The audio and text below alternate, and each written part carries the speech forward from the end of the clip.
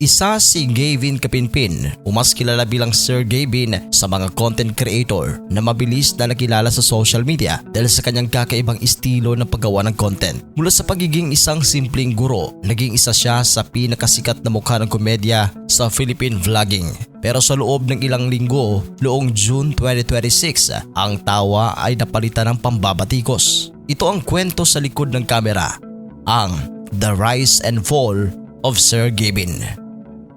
Sa paglipas ng panahon, dumami ang kanyang mga taga-subaybay at naging isa sa mga madalas na pag-usapan sa iba't ibang online platforms. Dahil sa kanyang kasikatan, nagkabuo siya ng malaking fanbase. Marami ang natuwa sa kanyang mga video at patuloy siyang sinuportahan. Unti-unti rin naging inspirasyon si Sir Gavin sa maraming kabataan na nangangarap na maging content creator. Dahil ipinakita niyang posible ang sumikat sa pamamagitan ng sipag, pagiging malikhain at pagiging totoo sa harap ng kamera.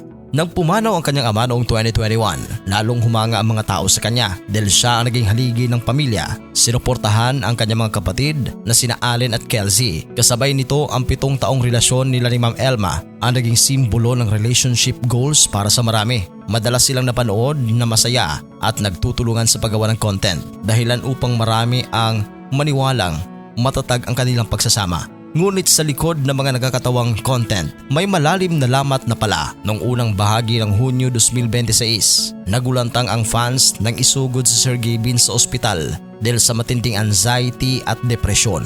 Umiiyak na inamin ni Elma na pagod na si Gavin sa bigat ng responsibilidad bilang breadwinner at sa pressure ng kanilang kinabukasan. Sa puntong ito, simpatsya ang nakuha ni Sir Gavin. Marami ang nagpahayag ng suporta at nanawagan na unahin niya ang kanyang mental health bago bumalik sa paggawa ng content. Ngunit hindi nagtagal, bumaligtad ang mundo. Habang nagpapagaling si Sir Gavin, biglang sumabog ang mga cheating allegations. Kumalat sa internet ang umano'y resibo o patunay na may kasama siyang ibang babae habang nasa labas ng bansa. Dito nagbago ang ihip ng hangin. Ang dating sad boy na kinaawaan sa ospital biglang naging sentro ng galit ng ilang netizens. Binatiko siya dahil sa paggamit umano ng mental health bilang shield o depensa para pagtakpan ang kanyang pagkakamali. Kasabay nito, naging usap-usapan sa iba't ibang social media platforms ang kanyang pangalan at bawat bagong post o pahayag ay agad na sinusuri at pinupuna ng publiko. Bagamat itinanggi ni Sir Gavin ang pambababae at ipinagtanggol pa siya ni Elma sa pagsasabing magkaibigan lang ang tinutukoy na babae. Noong June 23, 2026, opisyal na inanunsyo ng dalawa ang kanilang hiwalayan pagkatapos ng 7 taong relasyon.